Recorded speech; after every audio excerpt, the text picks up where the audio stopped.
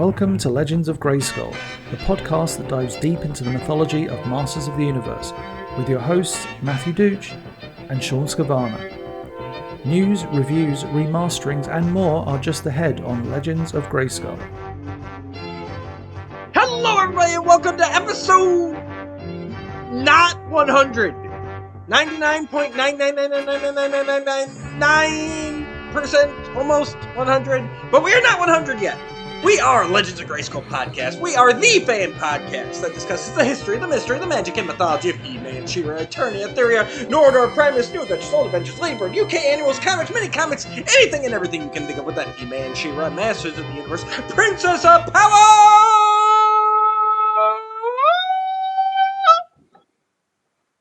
That Mattel logo down in the corner. I'm Matthew Dooch, here again with Sean Scavarna. Sean, how we doing today? I have the power! And did the echo work that time? not as much as I think you thought it would, but you sound good. I had to try. One of these days we'll get it right. But anyway. We'll play around with that. Yeah. And I do want to say, because we had not addressed it in a few episodes, we do want to thank everybody who's sticking with us. This is definitely... I mean, we're almost to 100 episodes, but I still feel this is kind of a transition time because Sean and I have both gotten new equipment recently. We're using new recording software. We're trying to make a better show for you guys. And I know the last couple episodes have been a little rocky quality-wise, especially audio-wise. And I just want to thank you guys for putting up with it as we're getting through. We're working on it. We know there's an issue. We think we have it taken care of today. But just know, hey, we're trying to build... And basically, we're trying to build to a better show for you guys. We got some good stuff in the works, some exciting stuff. Once we get to the other side, it's going to be great. But there is a part of it that's almost like starting over, where we're trying these new systems, but they're not cooperating with some of the stuff we were using. And it's a trial and error, unfortunately. And as you guys out there know, Sean and I, we're not professional podcasters. We podcast because we love it. We podcast because we want to do it. And we podcast in our free time, which we both have younger kids, obligations, work. So... unfortunately, a lot of our trial time is during the show. So I just want to thank everybody out there bearing with us. We know it's been a little bit subpar for the quality.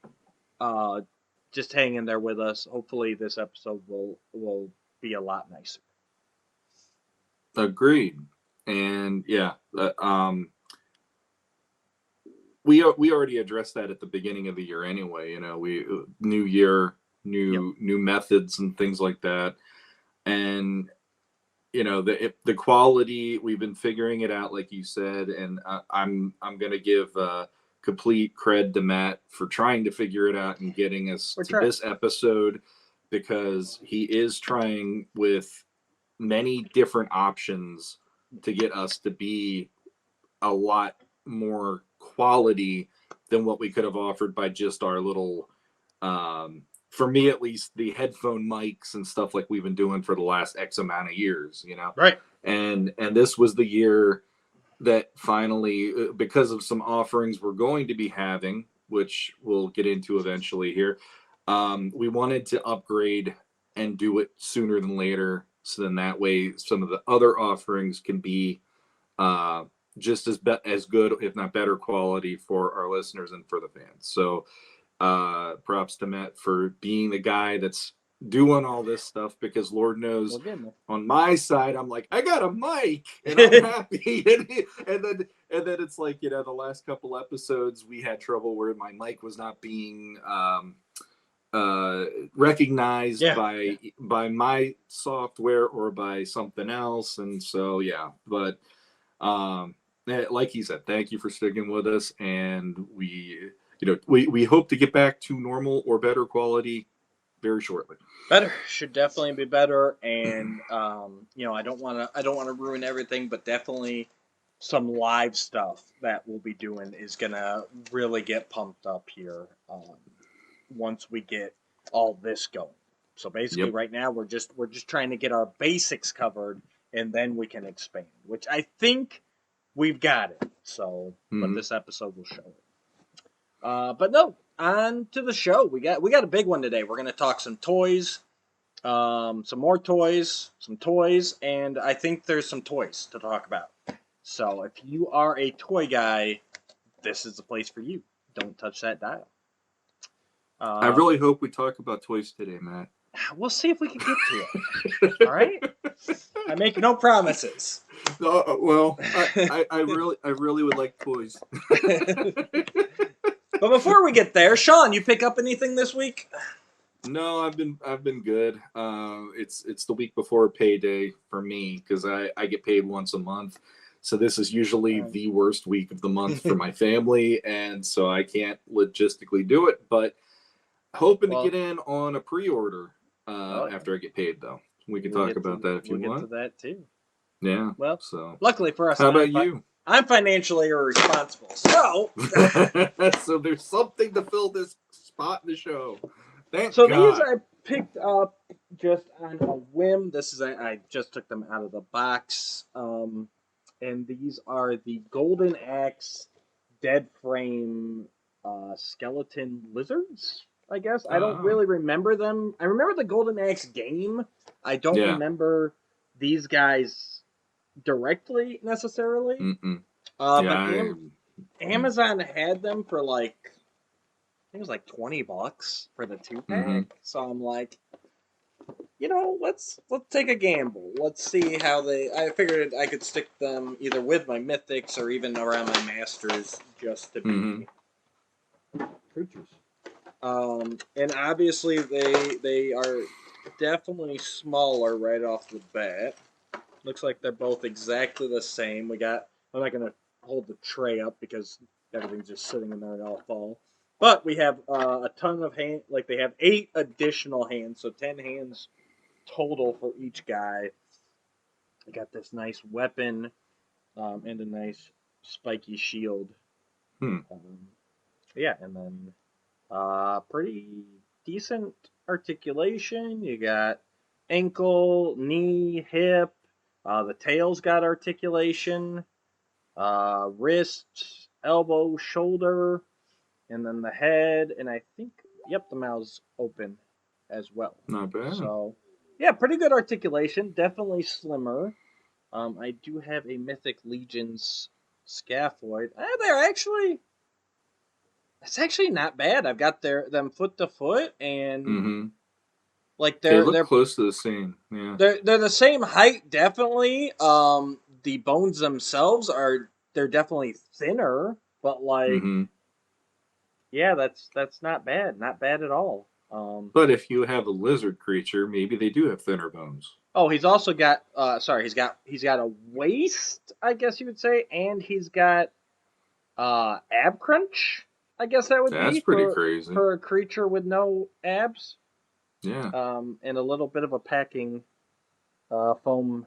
There's a little piece of foam stuck up in there in the rib cage to keep it from getting smashed on itself. So yeah, I'm good with that. Like that actually looks really good next to there. For like they're not as out of scale as I thought they would be. Yeah, they look comparable. For $20, I mean that's a fun little for 2 of them, like you can't beat that. Let me go ahead and is that Bandai that makes those or Storm Collectibles? Oh, Storm Collectibles, that's right. And there's Scaphoid holding his weapon. That's not terribly. Yeah, and the shield like that. Yeah, they're pretty in scale. That's cool. Yeah, that's not a bad little pickup. I'm pleasantly surprised with that one. Unlike the last thing I was surprised by. I won't get into that, but yeah. Like I said, I was expecting them to be a lot smaller, and they're pretty much there. So I think they'll look really good on the shelf with my skeletons. So Very cool. that's fun. And then the other thing I got, this I'm not going to show it all off because there's a billion pieces, but I'll show off the core. Oh, that's right. Yep. Yeah, Masters of the Universe, the board game. And I love that image on the cover of it. Yep. Clash for Eternia is the base game. I put that upside down last time. And I did get the all in, so it comes with the base game, the Box of Power, which has a billion additional characters. And then I got the expansion packs. Was it Rise of the Snake Men? The Evil Horde, She-Ra and the Great Rebellion.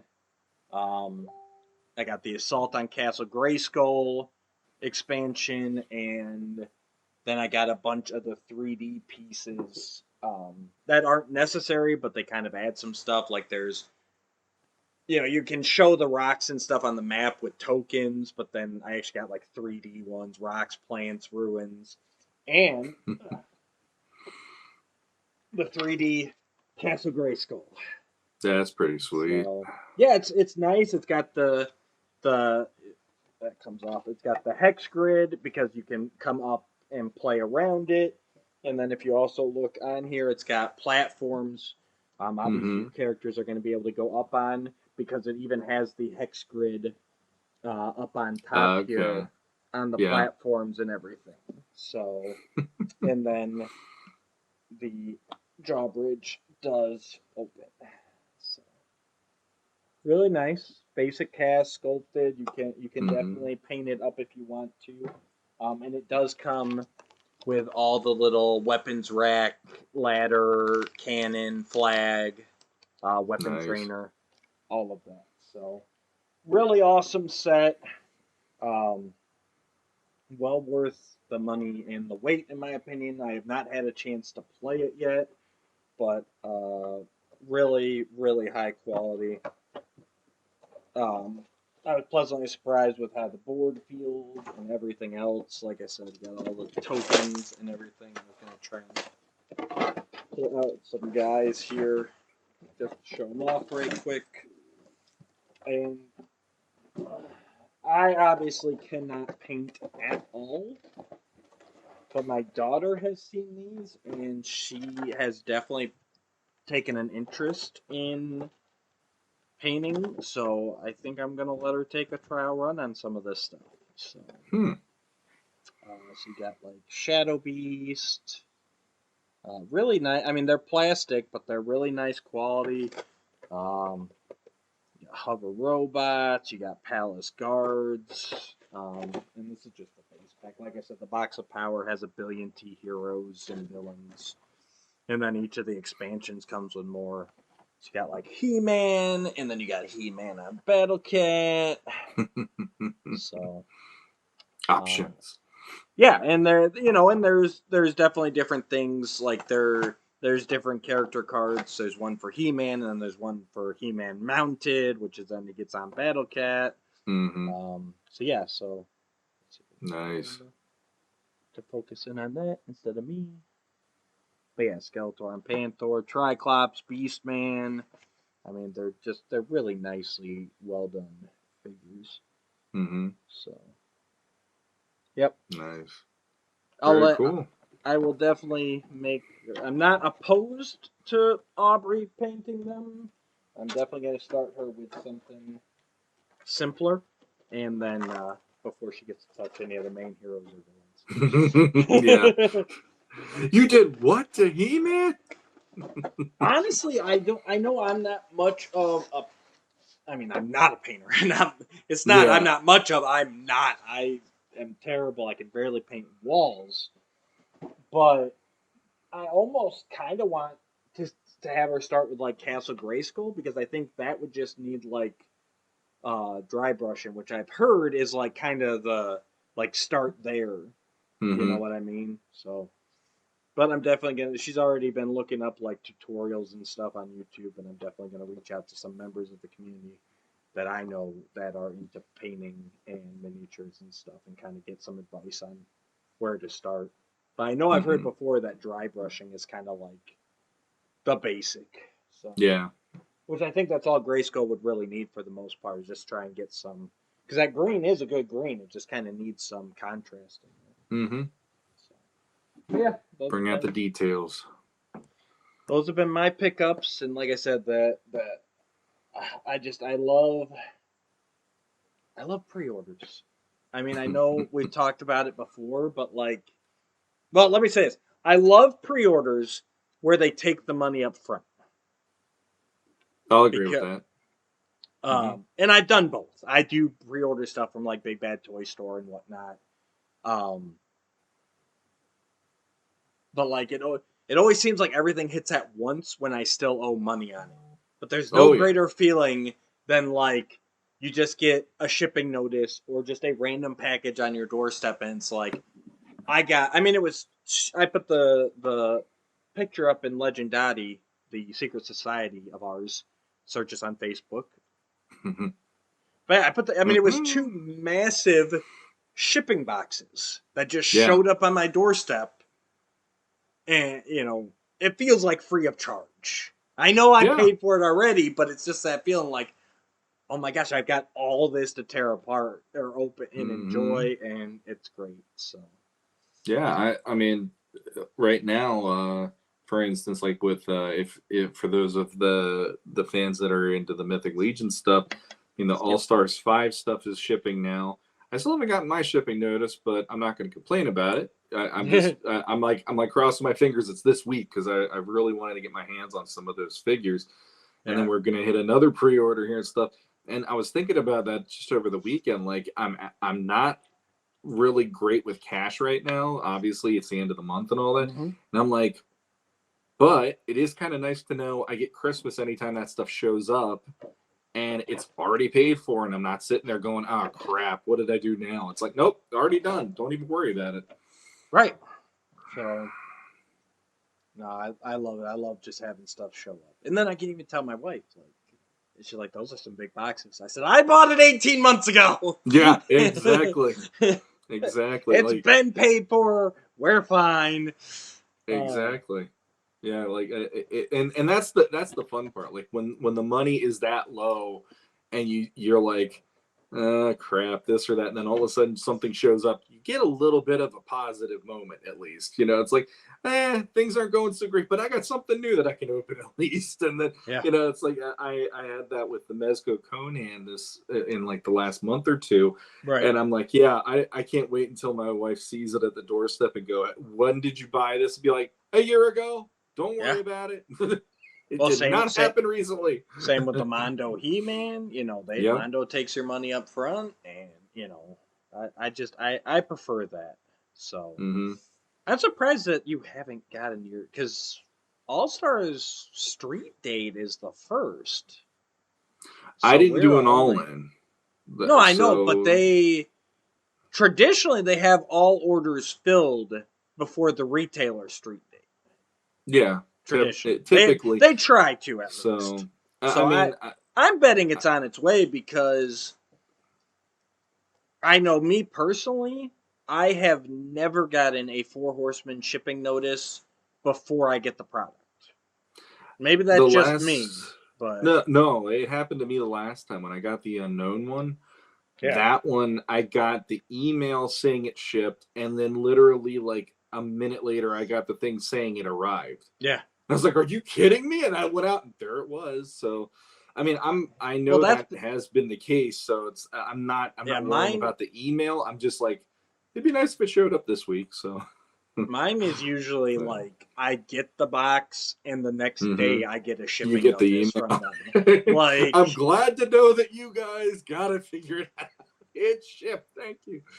Well, all they do is they send Jeremy Gerard on his bicycle to deliver all the packages. He's got the old school bicycle. He's got the basket on the front. He loads up the figures, and he pedals around town.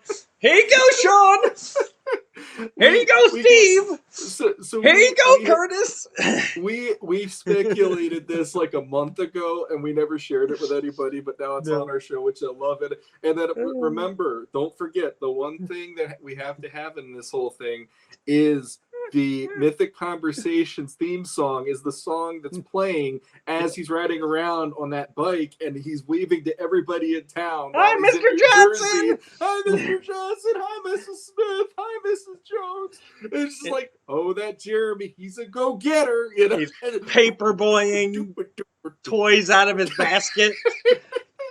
Here you go. Here's your scaffold.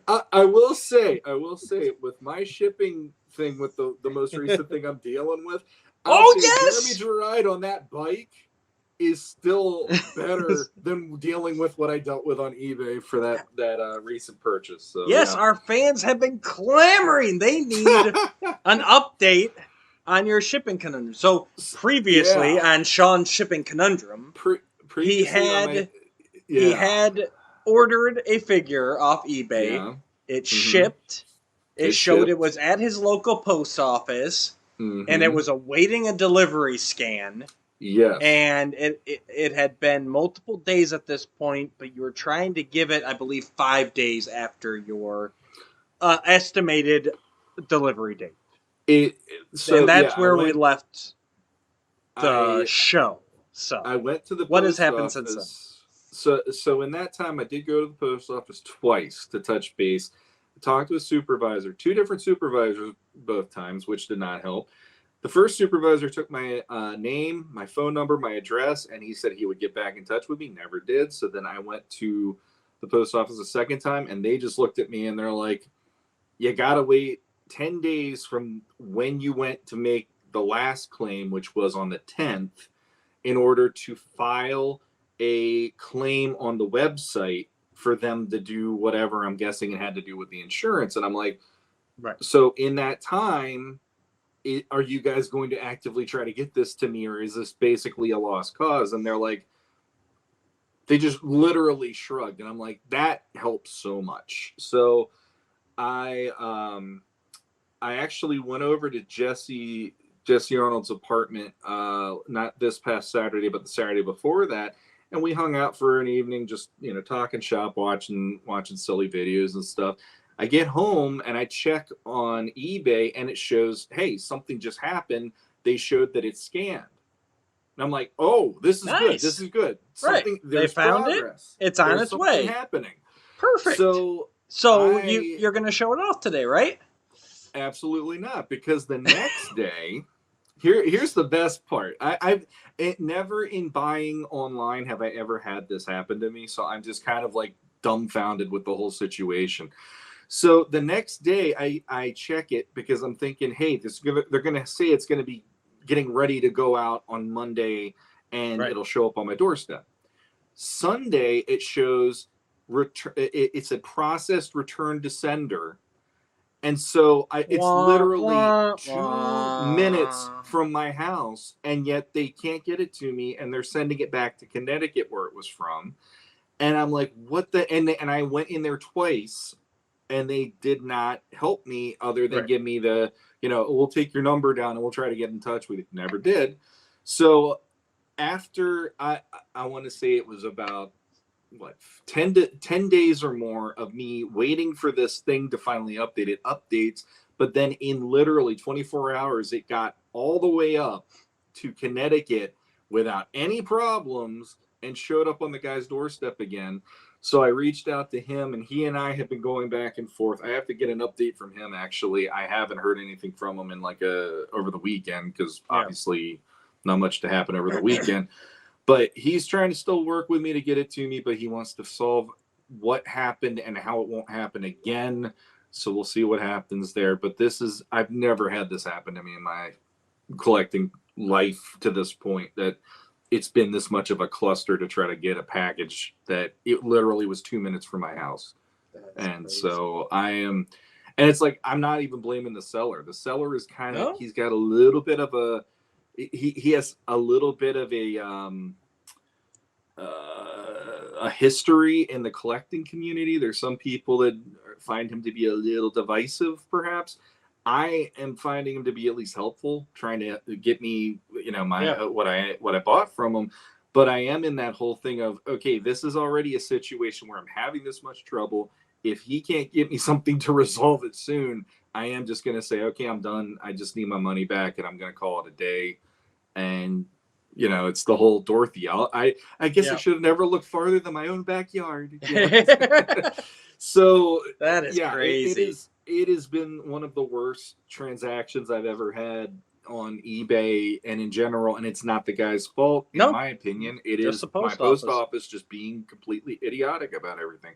And I'm usually not somebody that wants to talk negatively about that kind of stuff, but I'm completely blown away at how this has all been handled on every level at my post office.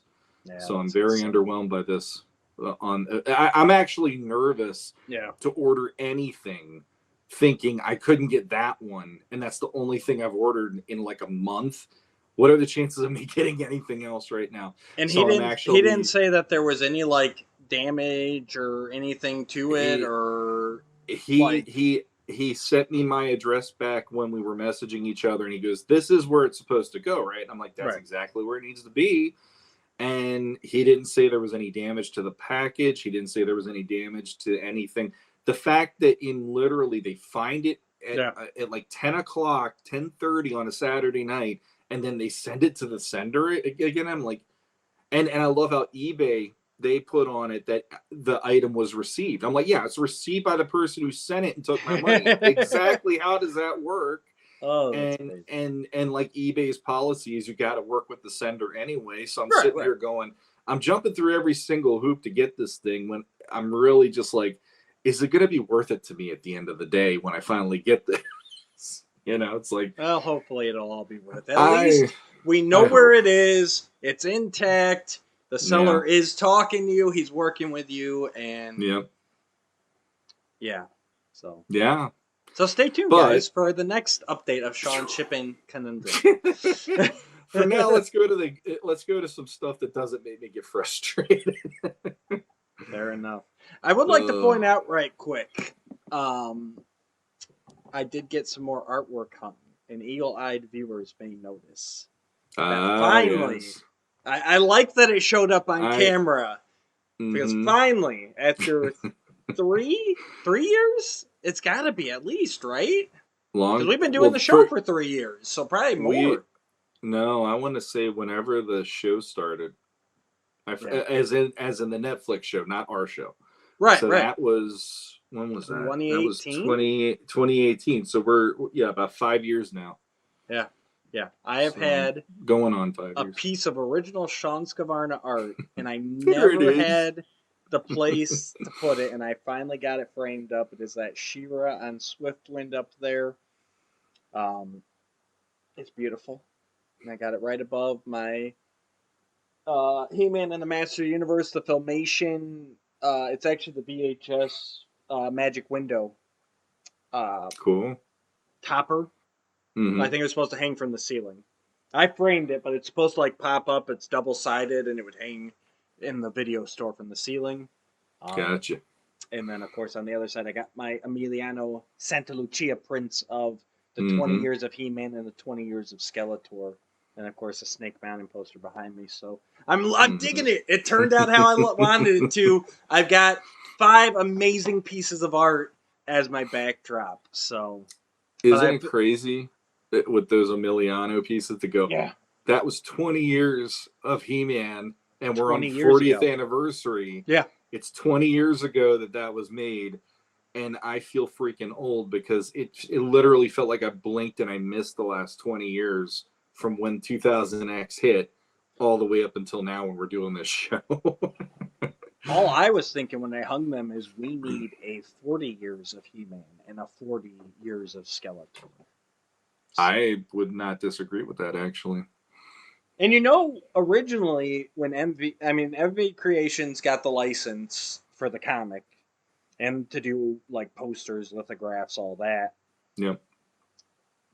This is not what they were going to do for their first lithograph.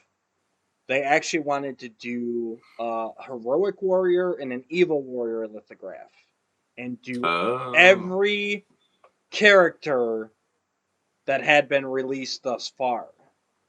Mm-hmm. And Mattel Legal would not approve it because they were very.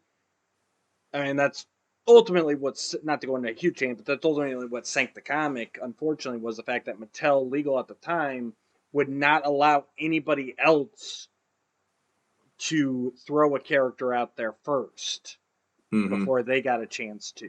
So basically, Mattel would not sign off, and I think it was supposed to be the toys, because obviously, especially back then, like Filmation was really off limits for the most part. I know they end up working some deals and stuff, but I think it was supposed to be basically every toy character that had been released up till then. But regardless, Mattel wouldn't sign off on it, so that's when they flipped it to, well, how about if we just do He-Man and Skeletor, and that's where those came from.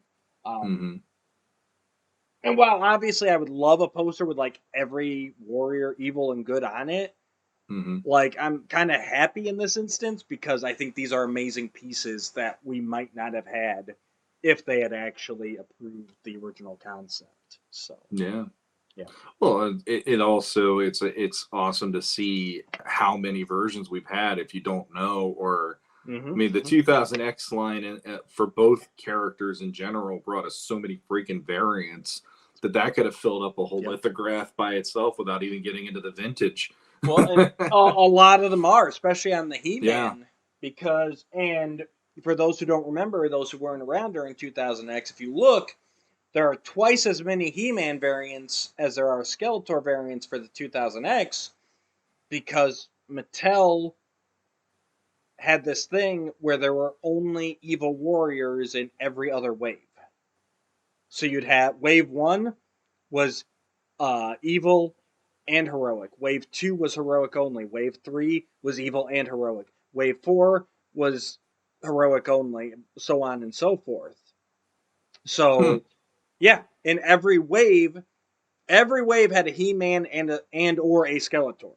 So that wound up with He-Man having more variants because of those heroic only waves where they'd had a He-Man variant but not a Skeletor.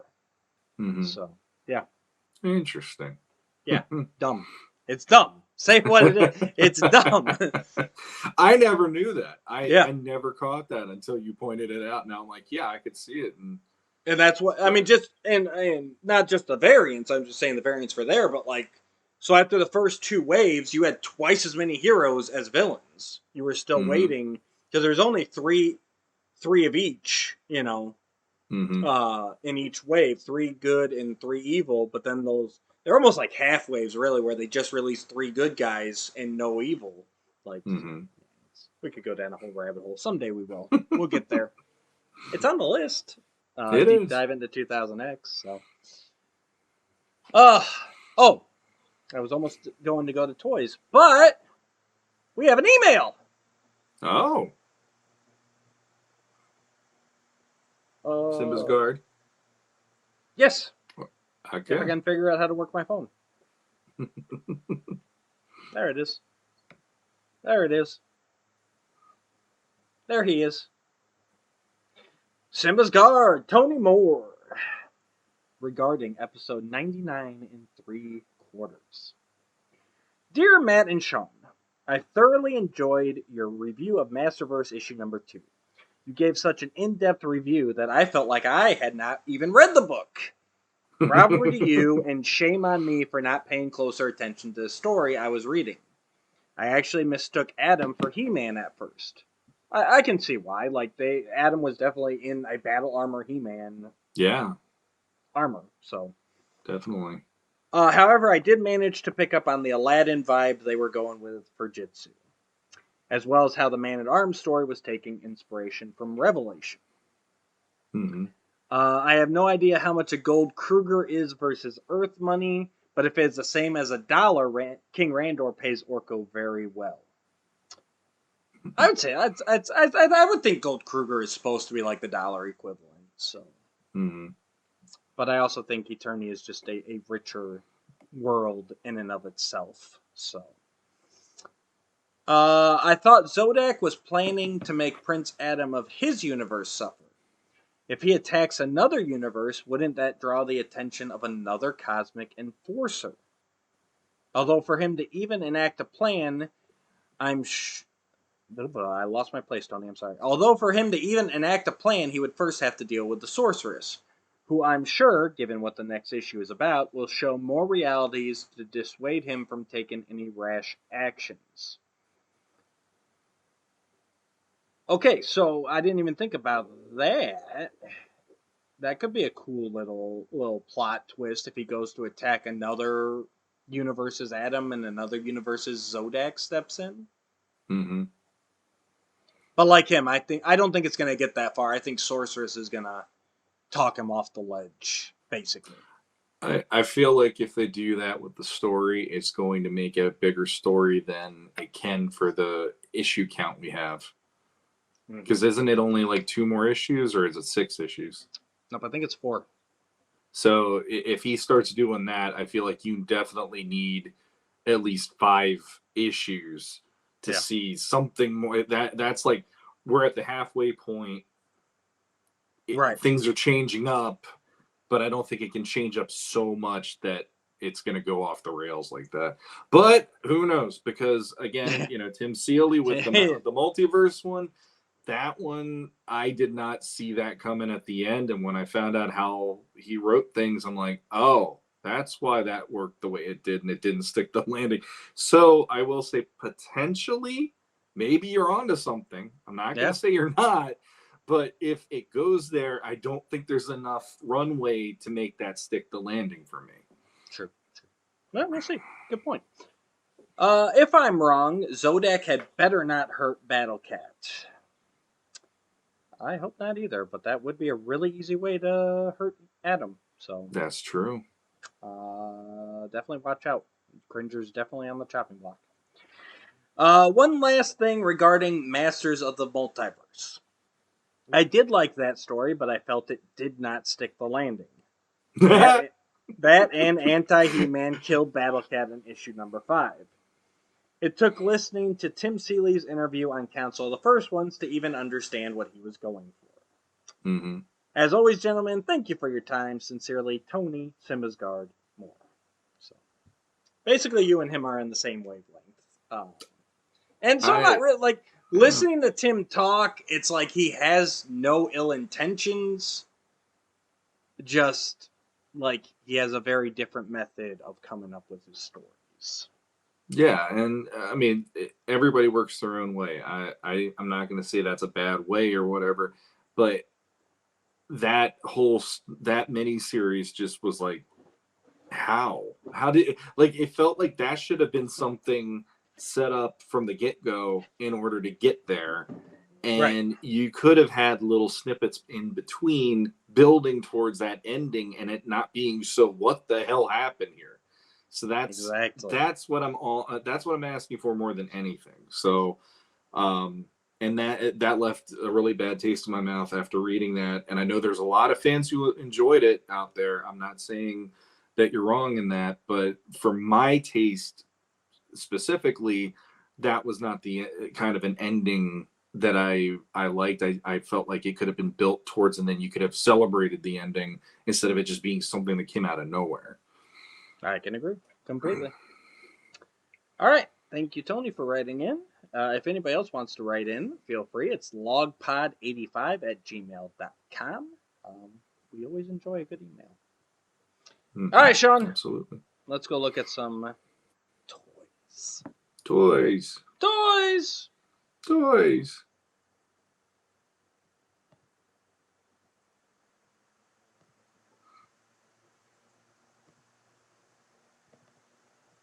Hello.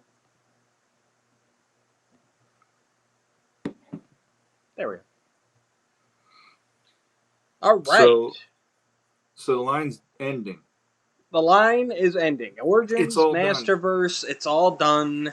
All the popular YouTubers, well, not YouTubers, YouTuber has said, without a doubt, it's over. So, in light of that, Mattel has just released this massive poster showing all of its offerings throughout the end of the year. And Mattel basically said, "Hold my beer, Spectre." They just went for it. Yeah, 1, 2, 3, 4, 5, 6, 7, 8, 9, 10, 11, 12, 13, 14, 15, 16, 17, 18, 19, 20, 21. 21 Origins figures, 2 play sets, and 2, 4, 6, 8, 10, 12, 13 Masterverse figures coming out from now till the end of the year. But it's dead! It's dead, yeah. All right, bear with us here, guys. We are going to run through some of these. We're going to run through a little faster because I know we have seen them before. So, Young King Randor. We said this is the 2000X inspired King Randor. They are labeling him as the Young King, which he's got a freaking knee brace. So how young is he? But okay, we'll go with that. They're kind of carrying on that. That classics thing of like, we have to justify all of these, you know? Yeah. And that's the one thing I've never agreed with. I'm like, don't justify it. We know what it is. Just do it, you know? Mm-hmm. So, but he looks great, like we said. Snake Tila we talked about before. There's a new one. Eternian Guard Infiltrator. So what this is actually when they did the Royal Guard 2-pack for classics, they did 2 human heads and then they did a lizard head and a cat head just to give some variety. And it looks like Origins is taking this and actually making it like a Snake Man has infiltrated the Palace Guards, which I like the fact that in classics they were just like, no, other people can be Palace Guards. Mm-hmm. You know, I don't see the need to make it an infiltrator, but that's about the only thing I have to say about him. Like, other than that, he's the same Palace Guard we've got in a single pack with a silver Snakeman staff in the head. So, pretty easy reuse. I can see why they did it.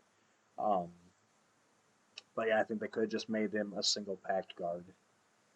Agreed.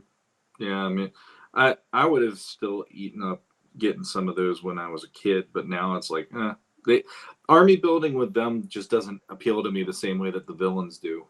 Yeah. For some reason, I just like having my odds against the heroes whenever I have them on the shelf like that. If I had more space, but even then, I'd be after the classics ones. Exactly. You know, I'm not much of an Origins guy, anyways, but. Yeah, I would definitely army build hover robots or horde troopers before, Palace Guards or anything like that. I like the Skelcons. Those I had to part with mine. Are cool. Yeah. I had to part with mine. I hate that I lost mine because I needed to do it versus wanted to do it.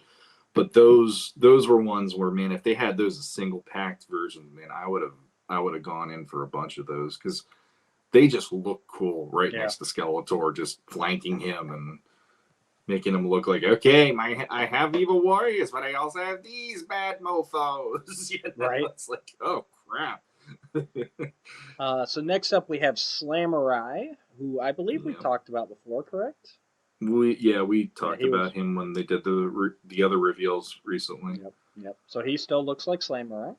Yep. Then we got Snake Armor Man-at-Arms, which is based on the 2000X variant Serpent Claw Man-at-Arms. So, but yeah, he looks like Man-at-Arms, except he's got some silver armor. They left some of the armor orange still, which is kind of weird to me because in 2000X it was all silver. I'm not sure why they left those 2 pieces orange. He's a patchwork of a figure. The colors are not doing it for me. That darker blue and that weird green, and then these random orange pieces still. It's a very odd choice. There's certain variants where I can, in my own head, I can justify why that should be done. Yeah. This one, I look at it and I go, this is the new Disco Skeletor, and it doesn't have nearly the fun of that Disco Skeletor. So yeah. And the thing is, this was not a popular variant even in 2000X. It's basically Origins is doing it because they can do it, but it's not the greatest idea to do it because it wasn't even popular the first time. Right. It's weird. Like if you're gonna do anything from 2000X variant wise, Ice Armor He-Man, Fire Armor Skeletor, Skeletor, yeah. Those were amazing. Everybody loved them. Yes. But then if you're gonna do it, do it. Like, why are those pieces still orange? Like, I don't understand it at all. Well, and to me, if you're gonna do this, why didn't include the Serpent Claw because that came with the original figure. Mm-hmm. Put the big arm cannon from 2000X with him. Like, give him some extra incentive to where you're like, okay, like now I can just make a 2000 man arms. You know, maybe even redo. I know they were looking for a repaint, but give him a bigger shoulder pad. Just the little things they could have done to justify, like, okay, this is why we're doing this. Well, this one figure to me sums up kind of how I view Origins, where it's like almost but not quite. It's like this one is they got halfway there and said fine, and we'll go with it. But like if they could have gone the extra step with like you're talking about, it would have been like, oh, let's get that figure because if you really want a 2000X looking Man at Arms, that big shoulder pad and the cannon, that would have been awesome. No, I agree. Next up, we got Squeeze. No complaints. Looks like vintage. Bendy arms. I guess it is there. I almost thought the knee articulation was gone, but I think it's still there. It looks still there. Okay. I thought they might have taken it away just because of already, Squeeze has some balance issues regardless because of the long arms. Nope, it's still there. Now that it's zoomed in. So okay. He's like all the others. Yeah, no, it looks like Squeeze. I think this is an instance where, I guess he's still going to be a basic figure, I'm assuming, because I think this was an opportunity to include some extra arms that are normal length, for the whole retractable arm type of thing. But he looks like vintage, so I guess that's a win. But it's interesting how some of these figures they'll go that extra step, and then others are just like, no, we're just gonna go pure vintage. I'm curious how they decide that. Like, what's the criteria that makes them decide that?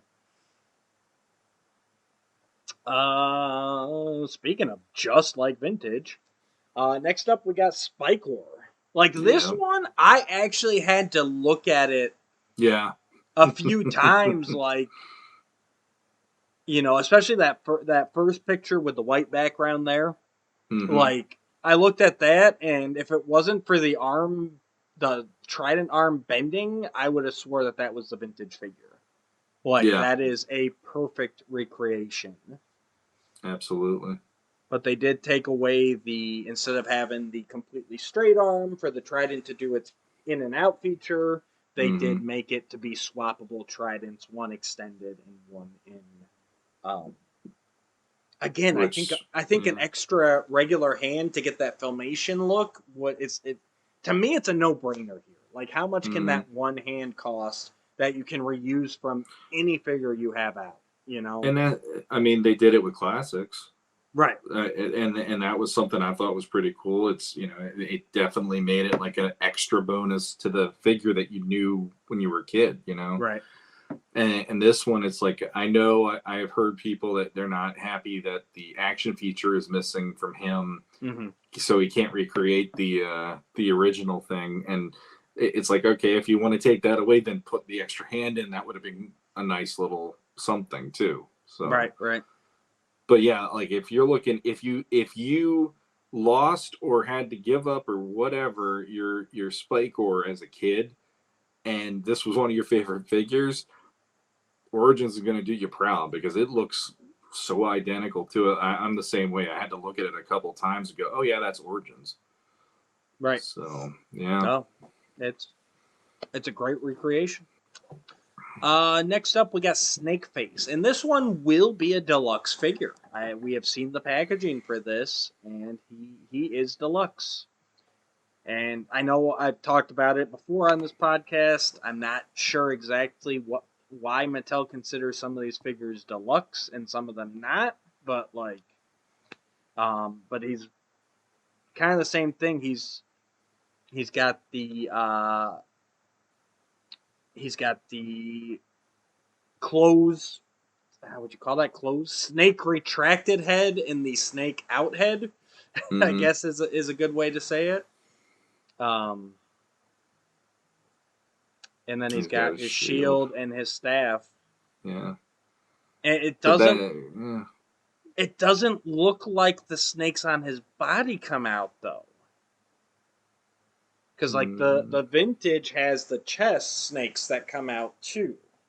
Mm-hmm. And they're not showing it in any of these pictures at least. So that's kind of a big miss in my opinion. I don't understand why this is even a deluxe figure. He looks like he should just be everything. I mean, the one that if you had to do it would have been Squeeze.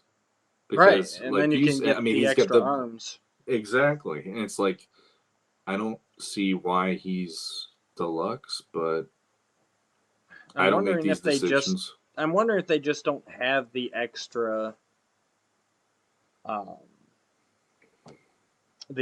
snakes in that picture. I'm wondering if he does actually come with them.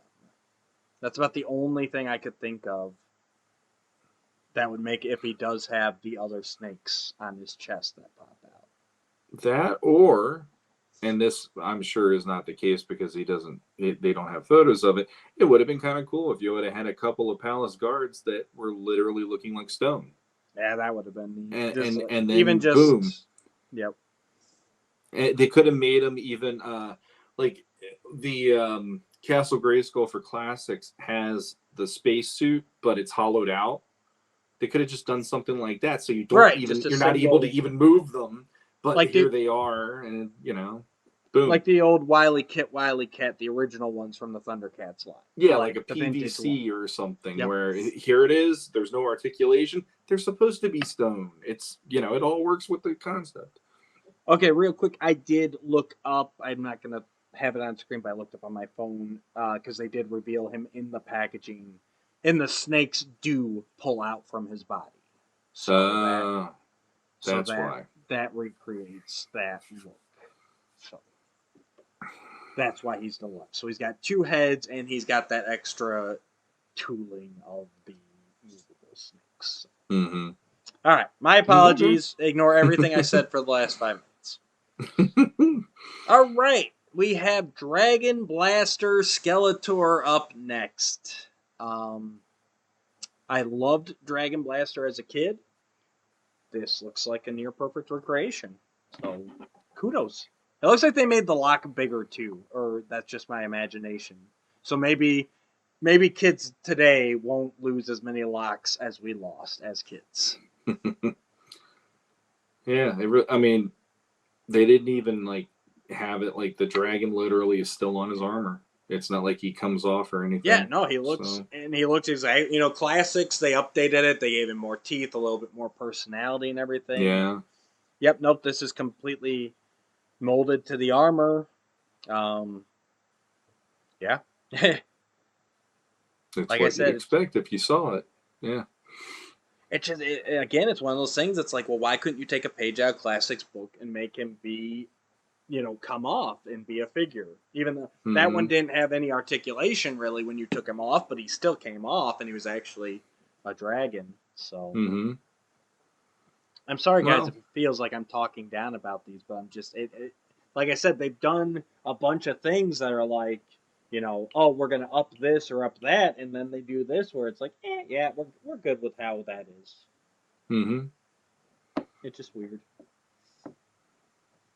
Then we've got Sean's favorite character, mini comic, top 3, Manny Faces.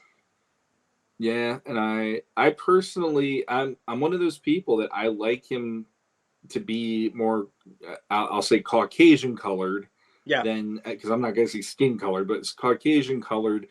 instead of the orange. Yep. Yeah, I always thought that was cool, and I love that Classics did it that way. So it's really cool that there is an option of that with Origins now too. Yep.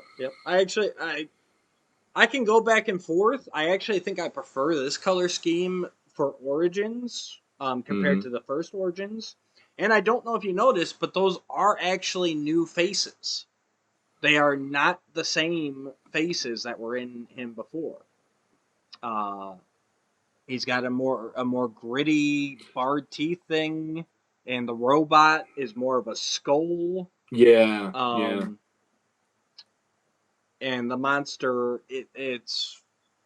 I think it looks a little more traditional than the one that came out, but yeah, they not only took the time to repaint him, but they did put new faces in him all the way around, which is interesting. Yeah, I think I actually need this body with the original faces, in my opinion, because I'm not digging that skull instead of the robot. Well, here's the thing: in the mini comic for him, they have that in between phase, and I know that's going to be the robot phase, but it almost looks like they went to that rather than the robot, as this is that robot face, or the in between face between the human and monster, which becomes the robot face. So in that way, if they meant that, I'll applaud them, because they have all of those. It's like the lines are coming out from the center, so it almost implies to me that there's some sort of power happening to them rather than it being silver. Oh yeah. And it's like they're sculpted one thing, they're painted a different thing, but that really is, I'll say it, that's actually kind of cool that they made that representation instead of it being the robot again. Because that's when I first saw it, I'm like, well, why did they make it a skull robot face? No, they're going to that when Sorceress is helping him, and then he becomes a robot afterwards. So that's pretty cool. They went there for the mini comics. No, like I said, I get what they were going for. For me, I prefer the originals. So. Yeah. And then next up, we do have the flocked Mossman, who will be a Walmart exclusive. Still no word on when he will be out, but he will be Walmart. He includes the Beastman armor in yellow from like the vintage weapons pack. He's got his traditional mace. He's got extra hands. He's got the Lords of Power Beastman head, repainted in a green, and he comes with a mace as well. Mm-hmm. He just needs a better head.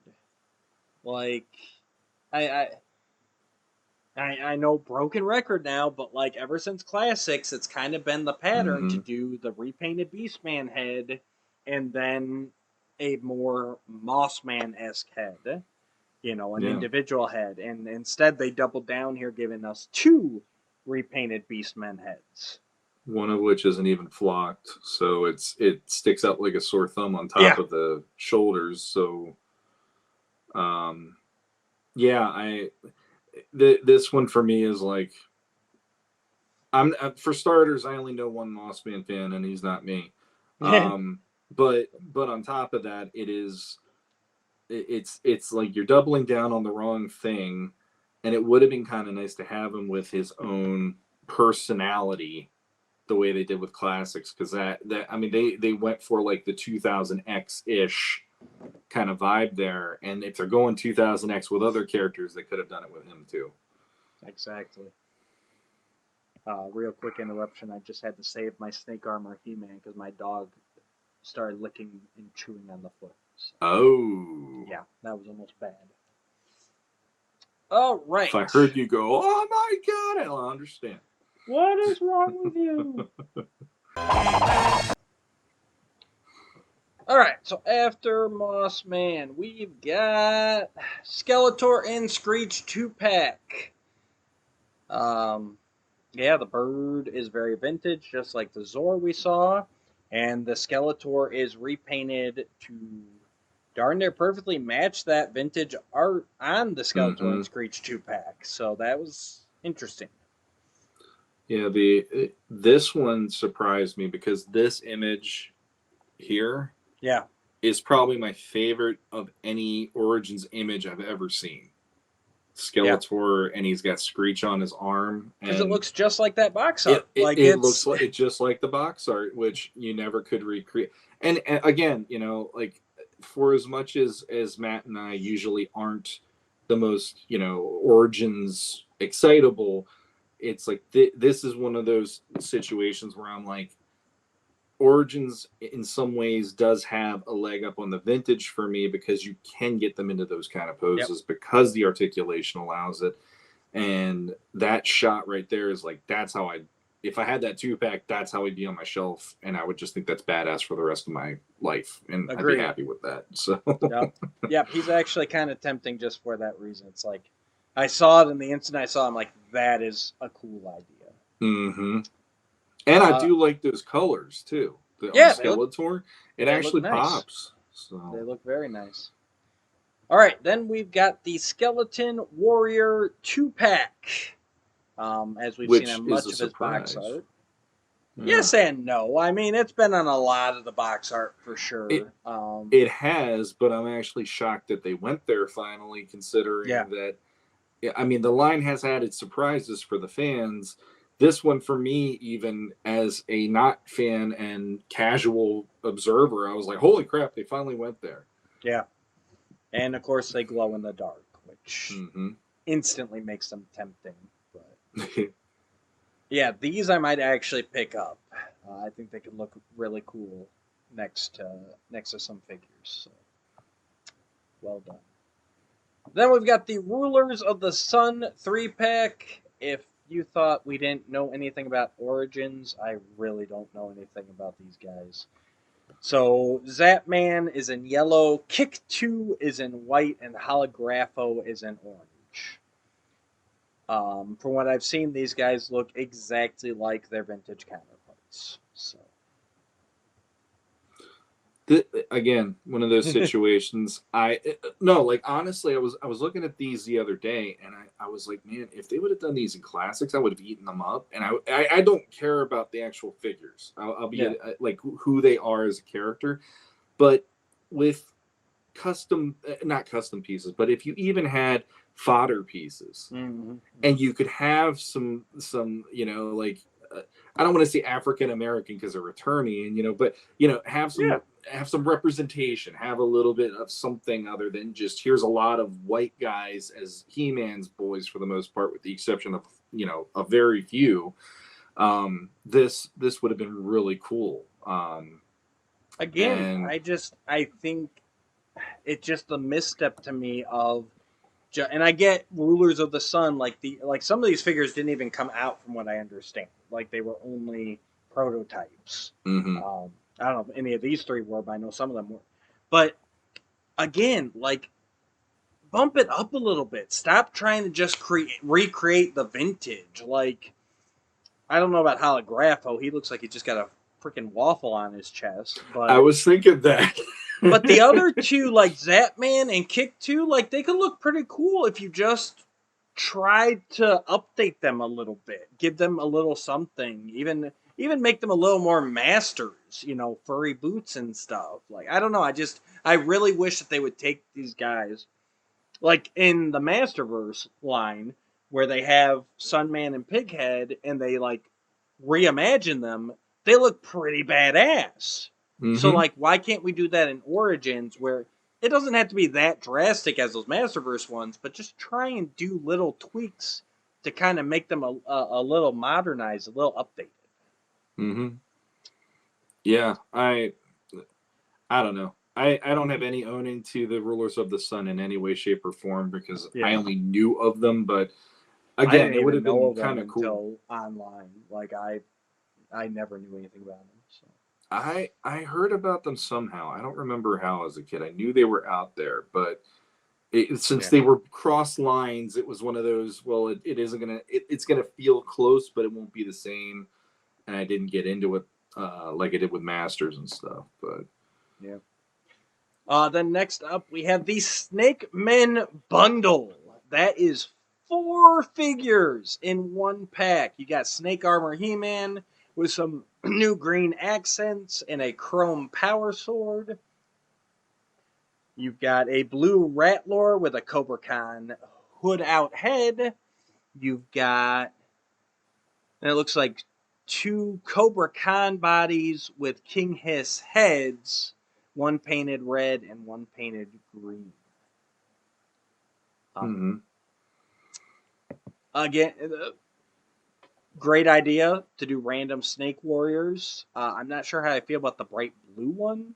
I wish he had been more of a brown, because we saw lots of brown, reds, greens in 2000X for him.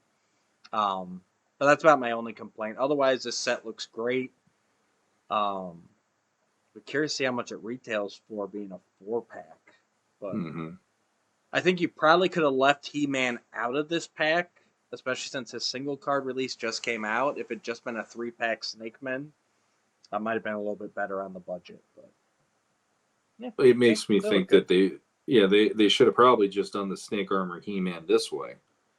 And then that would have given people a lot more. Yeah, it's like you can army build, yes, but then you also get a new He-Man figure with it. That would have maybe helped it a little bit more. But it's also kind of being a 3-pack. It's almost kind of a 1-pack army. Like, I mean, yeah, it'd be great to have 20 of them, but I mean, the 3 really even kind of ups the ante. Where it's like, if I get 3 like plus the Snake Man, that's a pretty good army there.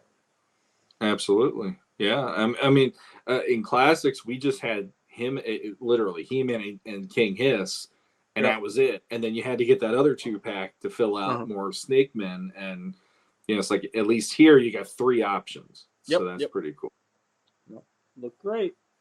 And then the play sets. So we got the Talon Fighter and Point Dread, looking very vintage. They did add a cannon 4-point Dread when the Talon Fighter's not on. So, other than that, I bet it doesn't come with a storybook, though. No, probably no storybook, no record. Yeah. No. But yeah, it looks good. Reminds me of my vintage.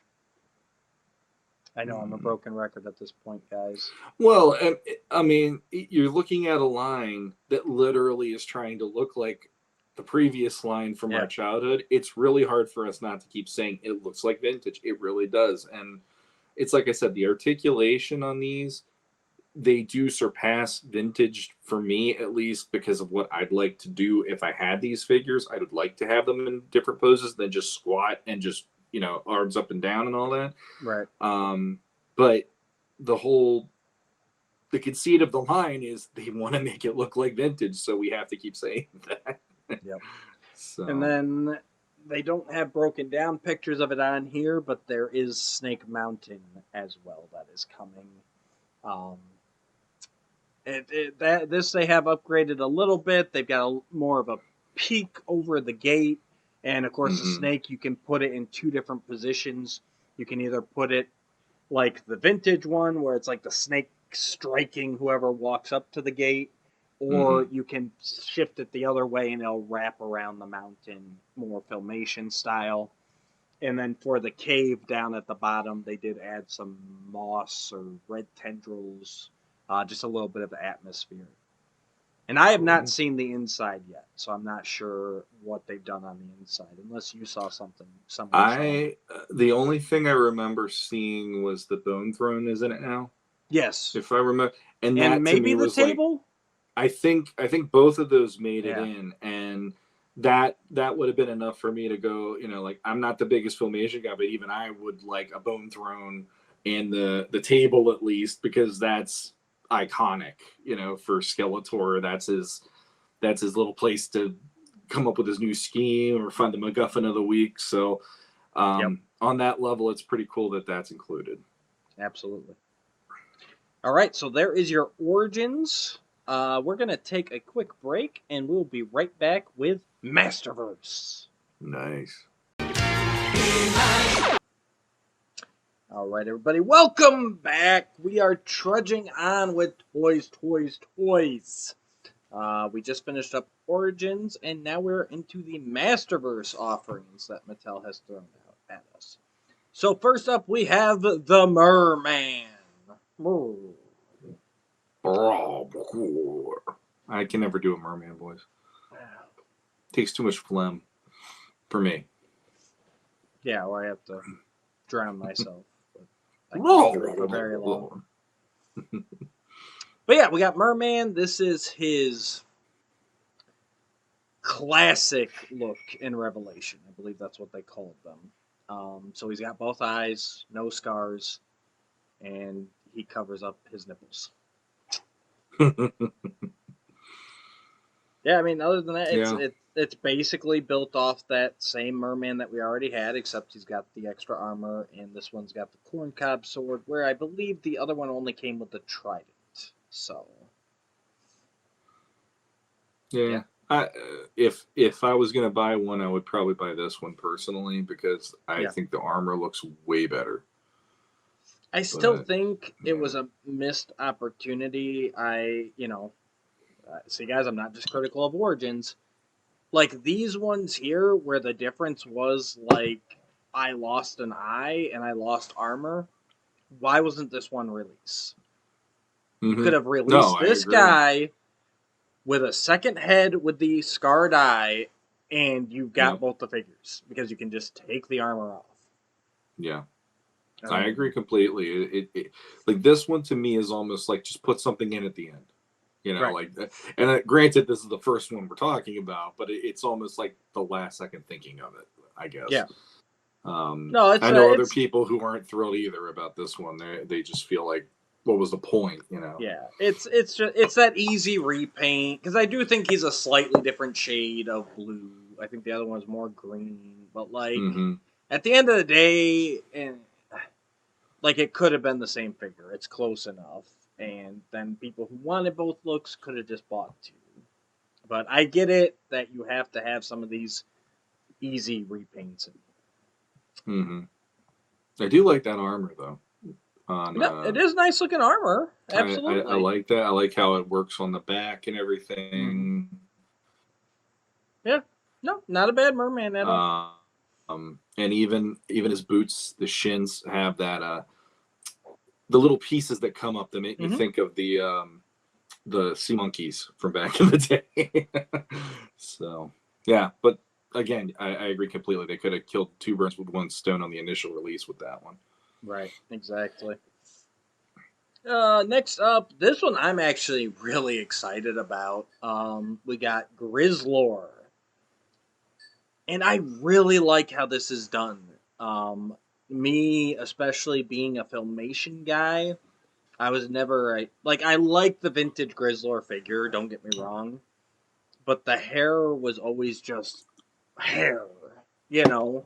Whereas I felt that Filmation Grizzlor really looked a lot more menacing and a lot more like an evil bear creature. You know what I mean? And I think this kind of captures the best of both worlds, where he's got the sculpted head and everything else, but then he's got that fur piece that goes over his torso.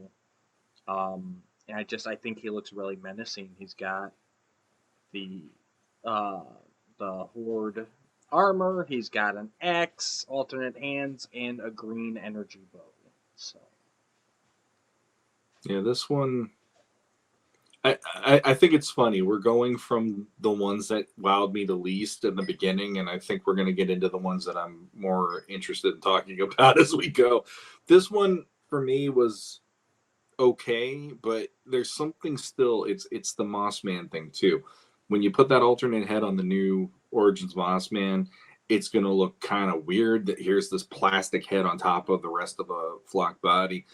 And for me, when I look at Grizzlor, not having the hair be hair on him, it feels weird to me because I grew up with it that way. And the Filmation one I always felt was like, he looked almost like a soldier. Whereas the toy and the mini comic for that toy made it like he is an urban legend that will hunt and kill you by night. And that was more like a Wolfman kind of thing that interested me. This one, it's like a mix of both, and it feels weird. It's like there's this untameness with the fur, but then he's good to go for a Saturday night on top. You know, absolutely. That's my Grizzlord. That's that Filmation. He's ready for a date at a moment's notice. he's the warden on Beast Island. Like this is my Grizzlord. I'm like, this is one where I actually, you can strike me down, Sean, but I think this one's better than the Classics version, and it's better than the Filmation version that Super 7 did, because it's still got that hint of fur, that nod. You know what I mean? Well, I'll be honest. I had 2 of the Classics version, one of which I ended up selling, and then the second one I ended up selling too. The Horde, I like aspects of them, but they aren't what Skeletor's Warriors are to me. So they are a little easier for me to cut down. But I'll be honest, in Classics, I wasn't overly thrilled with that one either. It's not that I hated it. It just felt he's just kind of stuck there because of that fur. Yeah. So in this one, I can see why you say that. There is more posability to him to make him look a lot more dynamic on your shelf compared to what Classics could do. But it's like I don't think there's ever been a definitive this is my Grizzlord, I guess is the way I want to say it. I got you. But I could see why this one works for you. And it's like it's getting there, but it's not the version that I'd want. But I'm not as worried about Grizzlord compared to others. That's what's working for me. Next up, we have Buzz Off. He looks, and there's some debate about this one. If this is supposed to be a new Eternia, or if this is just supposed to be Revelation. Because we never really got a good look at the Andrenids in Revelation. They were like off in the distance. Yeah. I want to say it does definitely. It definitely borrows some new Eternia parts. Like that's the battle armor He-Man kind of loin piece with those thigh guards coming off the sides. Yeah. This one, like, I like aspects of him, but as a whole, I'm not sure. Like, I'm not a big fan of the head, but I think the helmet looks better than it normally does. The wings look good, but I don't like that battle armor loincloth. But then it's cool that he's got the articulated claws. I don't know. It's a really divisive figure for me. This is the one where I look at him like I can see what they're going for. I'm not sure if I like it or not still. So this is one of my favorites in this reveal. Really?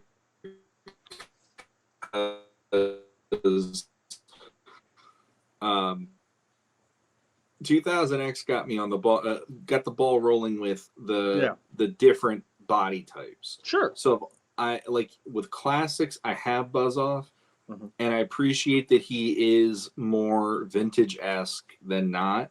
Right. But I've always wanted that sleeker, more insect-looking and this one is the closest that they've come to it since 2000X, and I absolutely love the things that make it work for me. Okay. The face, I could see why you say that about the face. The face is definitely, I mean, he's always had that smirk on his face. He's always had a little bit of a smile. This one makes it really weird. But the one thing that I can say is it's the very first time I've ever seen him with that helmet, and it really works for me because every version of Buzz Off has that helmet, and I hate it because as a kid I could never keep it on. In Classics, I just don't like it. It's just that simple. He's one of those characters. Helmet. It was like a beret to me. Yeah, I don't even know what the hell it is, but it was something that every time I used them, it would fall off, and eventually it's just like I'm just using them as is. And I was never 100% happy. That face, even without the helmet, it still works for me because it's got this alien kind of vibe about it that I like. Right. But it's just that mouth that's odd. But it might look good in person. That's why I can't decide. Sometimes I look at them like, okay, because they did definitely play up the more like alien bug creature factor. Yeah. Mm-hmm. And then other times I look at it, I'm like, I don't know. Like, I think Mm-hmm. this is one. But I have a feeling in hand I'm going to like him more. Because I agree. The body's great. The claws are great. The feet look amazing. Like, Oh, yeah. Yeah. the wings, I like that they segmented them. Like, it does have a lot going for it. It just, I can't, honestly can't make up my mind how I feel about him. I go back and forth on him. Yeah, someone who doesn't have a buzz off, like, this could be a nice add to the shelf. I'll just have to wait and see him in person and see what he looks like. Yeah, I already have Buzz Off, and I'm actually tempted on that one. And this is the wave that's tempting me more than anything previously. Yeah. There were a few hits here and there that would tempt me. This one, I don't know, because I really wanted that less Bumblebee-looking Buzz Off. Sure. And this is finally, like, it feels there, but I'm also one of those people that when I see the articulation points and them being different than classics, it does bug me, and there is that OCD I have. So I don't know. I don't know. I'll have to figure that out when the time comes. But I do really like that version of them so far. Next up, we have Faker. Mm-hmm. Evil robotic imposter of He-Man. And here he is in his traditional blue color scheme, along with the pink armor that's known for the Top Toys version of Faker. He's also got a kind of rusty orange battle axe and pink magenta power sword that looks like it's robotic / patched together kind of deal. Along with alternate hands, and he has the sticker on his chest, the old tape recorder, reel-to-reel looking image. So, for everybody who was complaining that there wasn't a traditional toy Faker, here he is. And the power sword even has the handguard on it, which I don't think we've seen yet in this line. Nope. I think all the power swords have been the way I like them. Same here, yeah. So, yeah. What do you think? I honestly, I mean, you know me at the time, and even more so now. Like, I really think that's one of the things Revelation got right that they changed was making Faker that like blue steel robotic shell underneath fake skin. So, like, I don't need this. The Faker's always been one of those weird characters where it's like he's really hard to justify or make good in a story. Like, he's always been that kind of character. And for me, how I always used to kind of do it was like, in my mind, there's a spell that makes him regular colors, and then when it wears off, like kind of the power of Grayskull protecting He-Man to like where it corrupts him to this blue. But I don't know. Like I said, I prefer what they came up with Revelation, and I really like that Faker. He's the one I have on display. So like this is unnecessary for me. But I get why they did it because I know there's a lot of people out there who have been clamoring for a traditional Faker. But for me, it's an easy pass. So for anybody who has had complaints, and I've heard tons of them about between Origins and Masterverse about the He-Man base sculpt. Yeah. I find it ironic that this is the figure they got it the closest to right, in my opinion, and it ends up being Faker. I mean, if you paint some eyes on him, and if you paint him He-Man flesh tones instead and the blonde hair, you would have probably the best version of the He-Man face in the entire line so far. I know some people are like, well, the 40th is still good. And it's like, the 40th still looks weird to me. It looks like he's got Botox or whatever. So in that way, that's impressive. And then on top of it, it's for me, this figures, it's about the details. the battle axe is a cobbled together battle axe. It looks like He-Man's battle axe, but in closer inspection, you're seeing all the pieces that made it up, probably out of like junk pieces that Skeletor had lying around. And the same with the power sword, which I think it's kind of cool that we had the Techno Power Sword in 2000X. And I feel like this is almost like a little nod to this is how a Techno Power Sword could look as the original version now. Right. If you wanted to go there. So in that way, like for me, the little details make it more interesting than I would have expected this figure to be. It would be one that like if I needed a faker, and if I didn't have the other the Revelation faker, he would probably be a must-have because I would want to sit there and look at those details and just enjoy it. I'm not a fan of the handguard being on there though, because ever since Classics, I have been so happy that they haven't had those on the swords. That now that they're going back to it, I'm like, all right. You know, I hated it when I was a kid. It was never something I liked when I was a kid because everywhere, with minor exception, He-Man always had the sword with no guard on it like that. And it just, I ended up cutting mine every single time. Yep. So I did that to one too. But the details on that one make it pretty sweet if you ask me. So fair enough. All right, next up we got Clamp Champ, straight out of the Revelation cartoon. He comes with alternate hands and his clamp. This one made me go, so Mattel, are you saying there's still a chance he's not dead? Because it's weird that they're bringing this figure out like a year or so after we see him get killed on the show. Yeah, they did do Fisto too, though, so, you know. But they did him before the second volume, if I remember right. Am I wrong? He was in Wave 2, so I don't remember he was before when that hit. But yeah, it probably was before. I could have swore he was before the second part. So the fact that he's around, it's like I would suppose they've had him in production. He's what Faker is to you for me. I look at that and I go, it's Clamp Champ. But same here. It looks like Clamp Champ. He's got the clamp. Like, like you said, probably about a year too late. But what you gonna do? He's here. The pincers on that thing just drive me crazy.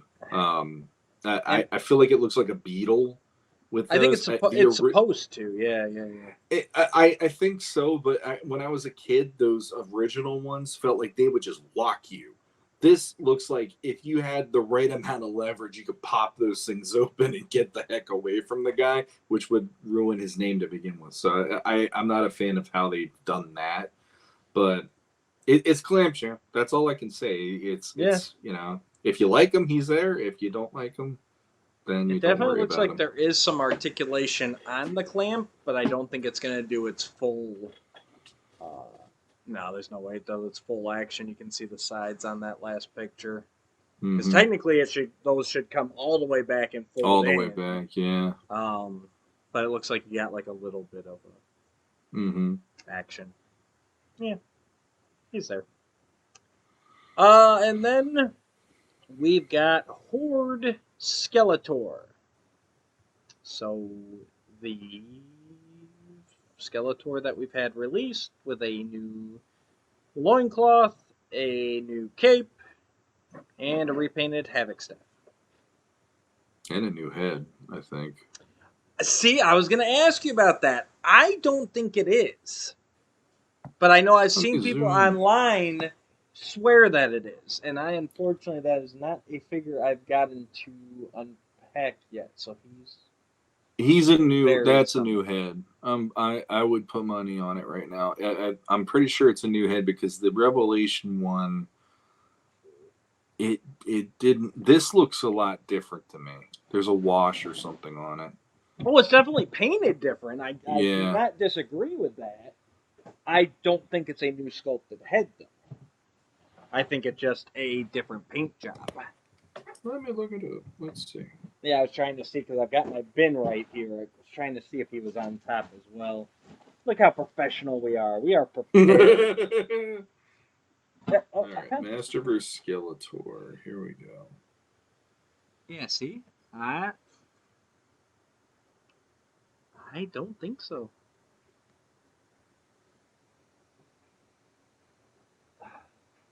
I guess it is. I guess the hood is different. All right, you might be right here. Yeah, the hood is definitely different, and yeah, because the Revelation one, it comes to the point almost like a widow's peak. Yep. And I feel like there's something with it's the way that the cheekbones are different on the new one.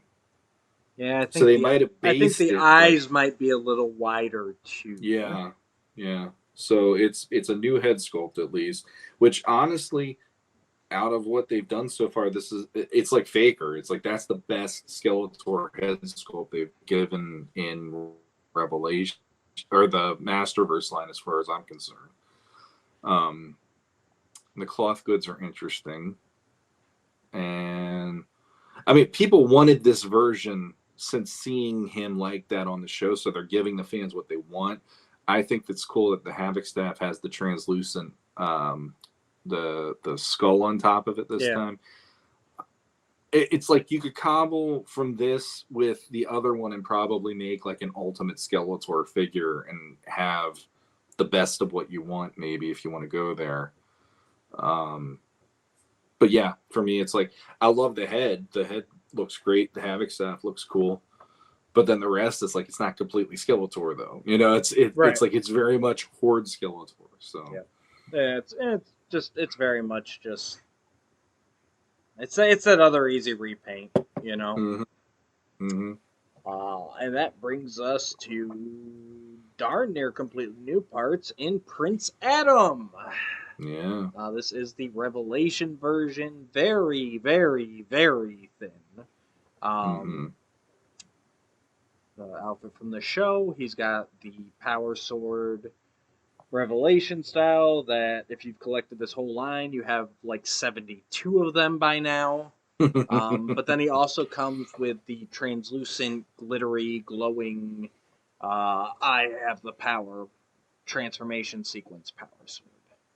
Along with alternate hands and the laughing head, because we can't do Prince Adam legally without a laughing head anymore. It's in his contract, yeah.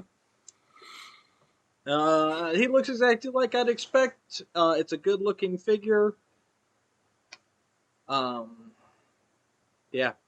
I'm still, obviously, I'm not a fan of how thin they made him in this series. And that's one thing I'm hoping for Revolution, that we get him a little bit older, a little bit more beefed up, because, I mean, 2000X Teen Adam is buffer than this dude. Well, what's funny is the figure's buffer than the show. I mean, this guy still has more muscle on him than the show version of him. I think it's fun that they did it. I don't want an Adam that's just a He-Man repaint with that big of muscles, but I'd still like my Adam to be toned. You know what I mean? No, again, 2000X to me was like the perfect. Yep. If he's being trained, he's going to have muscle on him. Right. He's going to be athletic looking. This version of him looks very much like he fishes constantly and isn't worried about a damn thing. And it's like Teela really isn't doing her job, which makes her go, well, I'll just do it myself, you know? Yep. And it's like, I like that they went here because we never had that as kids, but I could see why some of the fans are just like, yeah, but that's too far in the other direction from what we had. So like I said, I'm glad that 2000X is there, because that was a really good version of, he's not He-Man, but he definitely can look like he's able to handle himself at least. Yep. But I'll still get this one. And I like, you also got to give them credit because they're actually releasing a Prince Adam that's not an exclusive or a pack-in. Or, like even Classics never released a single-carded Adam. He came as an Orko accessory. And then Origins, he came with the Sky Sled. So it's funny because all of these iterations have always maintained the secret identity, but they're also not giving the Secret Identity the proper credit that it deserves when it comes to releasing figures. So, I mean, at least they're doing that. When I was a kid, I remember like when my mom found Prince Adam at the toy store. Yeah. She was happy to buy him for me because she couldn't get over the fact they made one. Right. And it made the, like, even though I'm a mini comic guy for the most part, even as a kid, it was fun to have that figure just so that you could build up your story. If you play it as a story and have Adam get into trouble, or you see someone getting into trouble, you could do the transformation, because otherwise it was just, you have He-Man constantly, which I was okay with, but if you went by Filmation rules, it was really fun to get into it then. So yep, nope, agreed. I played with Adam a ton. He was necessary. Like he's the alter ego. So. All right, now here we go.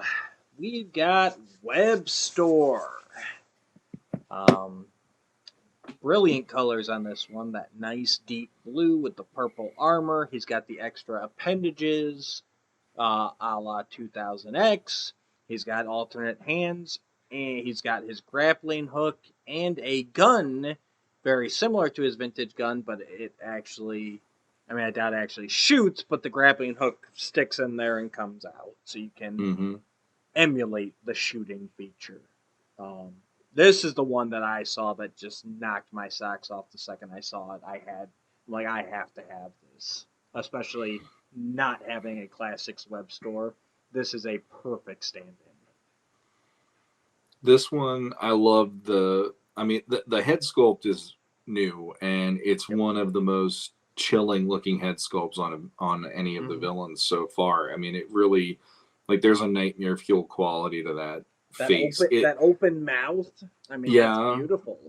But when you look at those eyes, there is this feeling of you're looking into the abyss, kind of a feeling. Like, you can't reason with him. He will carry out his mission to the bitter end, and I like that. And he's one of those figures that in my opinion, he served better by having the leaner sculpt that Masterverse has too. So I think that's pretty cool. My wish list then, since they're doing this, is can you do the spider body finally from 2000X at Mattel someday? Because if they did that, that would be like, take my money. I would absolutely be so thrilled that they'd finally get that. But this is a really cool, like an update. Yeah. And I think it works really well. Just trying to see. Yeah, I don't. They're not designed to come apart at the waist. So no.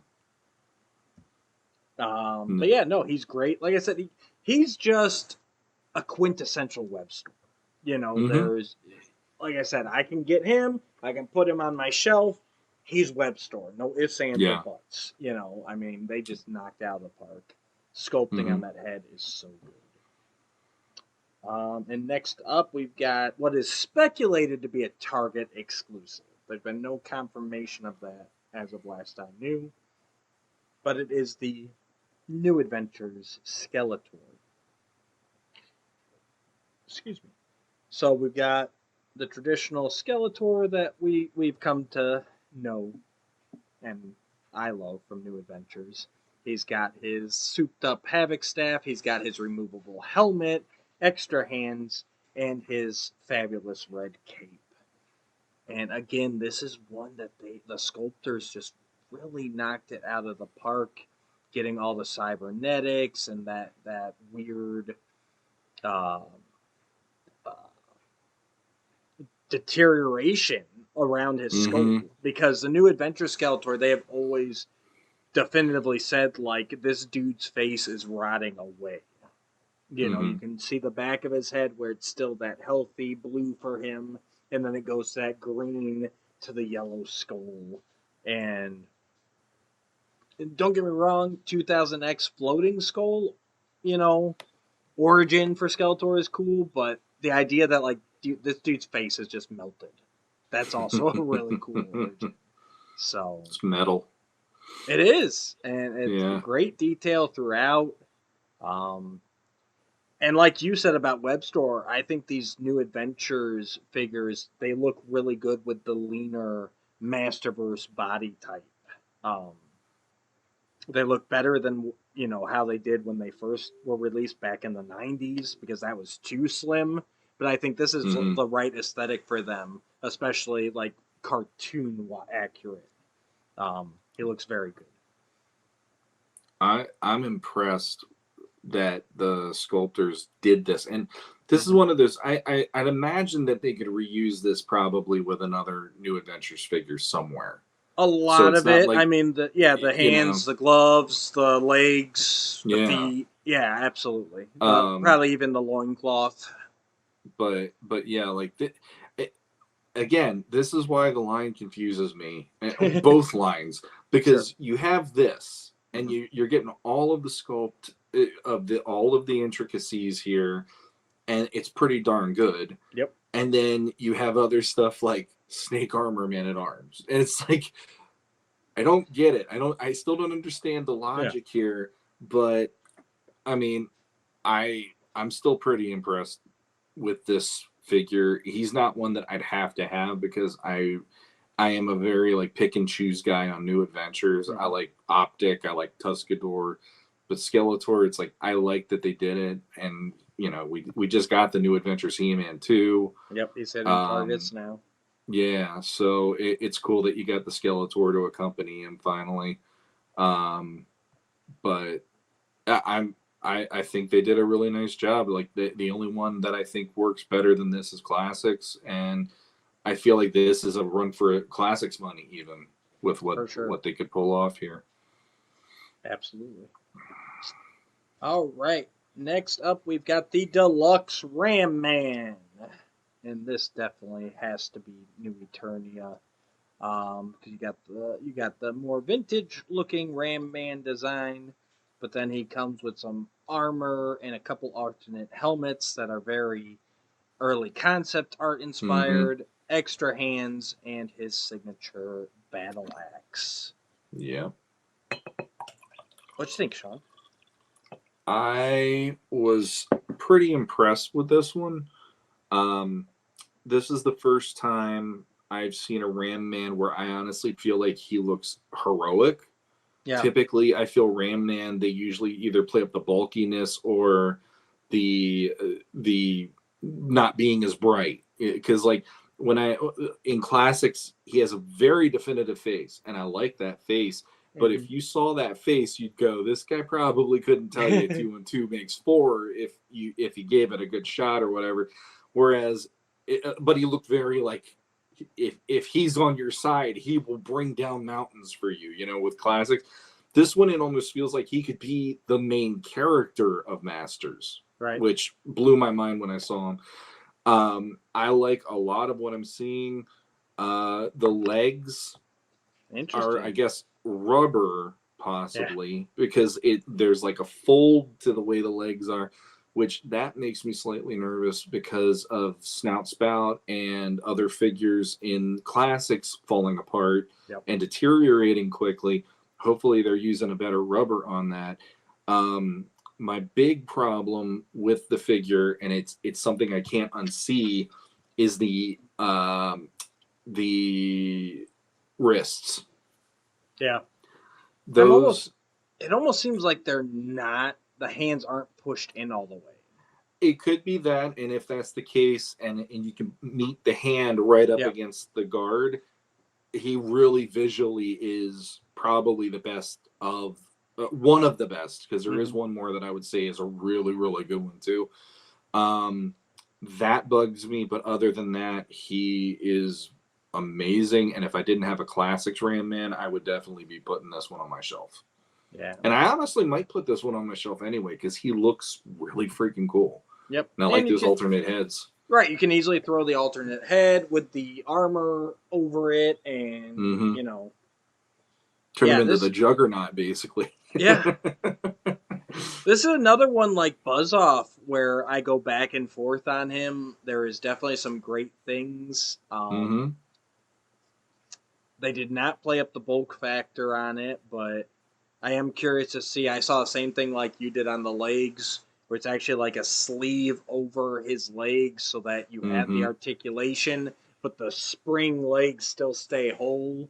And yeah, I'll be curious to play with that in hand and see how it works out. But yeah, it's this is another one I just got to see in hand because like things like the wrists and stuff like that. Like, I love the concept of it. I'm not sure how it'll translate into an actual figure, though. Is my only concern. I will say though, that face, I'm impressed by that. Yeah, Considering, I won't say every Masterverse figure has been hit or miss, but there has been like I haven't seen a He-Man that I feel is a He-Man. This, I'm like, that's a damn handsome Ram Man. I would not expect that out of this, and it pops for me. I'm very surprised. You can, with the articulation the way it is, with that ab crunch, you can get him into that, the running ramming pose like he used in 2000X. Where they kept him very much on the ground. He wasn't flying through the air like in Filmation. He's very much more Juggernaut-esque. So, yeah. I also, one other quick thing is I do like that if you put the axe on his back, it goes horizontally because the Classics version goes vertically. And I always felt that was weird. Sure. And now this way, it's like this. I dig that they're doing it the opposite way, and it looks really cool too. Absolutely. So, all right, now we've got Deluxe Clawful. So we've got Clawful in a very, very traditional. The base figure is very vintage looking. Little bit of extras like that little extra bit of armor, loincloth, the full shell, big claw, little claw. But then the extras really pump it up. He's got an armband, almost like the Horde armband, but not. And then he's got the yellow armor with a blue jewel in it. Very vintage concept art inspired. He comes with his green mace, an orange shield now, like Stinkor's. And then he's got that extra shell back piece with the blue spikes coming off it. And that's one I don't know where that came from. I could not find any vintage concept art that had anything similar to that. My only thought was if that's supposed to be more reminiscent of the other crab creatures from the Mike Young Productions episode The Island. Like if they were just like, hey, because they were a lot more spiky. So it might just be a new piece to kind of be like, hey, we can, if you don't want him as your Clawful, you can differentiate it a little bit. I like it. He's probably my favorite out of all of them. Really? Yeah. But that's surprising. Well, here's the thing. Like, again, 2000X spoiled me when it came to some of these different body types. Yeah. And so when we got them in Classics, that is one of my negatives about Classics is the body type across the board is the same body type. Yeah. And I get why they did it. I'm not saying that was wrong, but I missed what 2000X was doing to make each character have a distinctive look on your shelf. This is one of those figures where it's like that staction. It's now articulated. I mean, it's darn close to it. I'm not saying it's 100% the staction, but that back piece for me, it bulks them wider visually in a way where he has that width across the top that the 2000X one had, but then his waist is narrow because that's how 2000X was. And it's like that arm with the claw has this kind of, because it's so big, it's almost like a longer arm. You have him posed where he's like a little hunched over. I can see that statue right there, For sure. And for me, I like that version of him compared to him being the way it was in vintage, because it just visually, the aesthetics of it is more interesting for me. And when I saw this, I'm like, my God, like they came so close to the way I wish Classics could have done it. And I like that piece. And the other thing you were saying about that back piece, the Classics one, didn't he have a shield? Yeah. And it was kind of, so I thought maybe it was like a nod to that. and they just augmented it. And I don't remember it being that. Well, it wasn't quite that, but it was a little more of like a crab-looking shield because it had the spikes coming out the side and all that, if I remember right. And that I felt like they looked at that and they go, "Well, let's turn it into something else, and we'll give them like a cyclone-looking shield, and give them something that comes off the back because now Web Store has that, and you have Buzz Off having those pieces." I guess it was the same color scheme on that classic shield, but I feel like it's a nod to it, but they took it, they amped it up a bit more.